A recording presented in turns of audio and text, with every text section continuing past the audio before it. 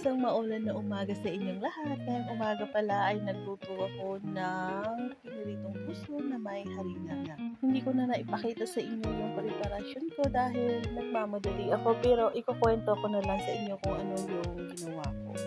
Ang una ko palang ginawa ay nagkayat-kayat ako ng 2 puso at pagkatapos ay nilagyan ko na ng mga seasoning dahil hindi na natin ito ilaga kundi i-direct na natin ito. Yung mga seasoning na ginamit ko ay sibuyas, bawang, paminta at syempre naglagay ako ng kaunting suka at kaunting tuyo at asukal para panglasa. Naglagay rin ako ng itlog para pampalambot, and then pagkatapos ay pinaghalo-halo ko na yan. Pagtapos kong halo-haluin, syempre, pinorma kong pabilog at saka giprito ko. Nung iprito ko at naging golden brown ay hinango ko na. At pagkatapos, syempre, tinikman ko. Napakasarap at saka malutong. Bagay ito sa mga anak ninyo na pihikan sa gulay.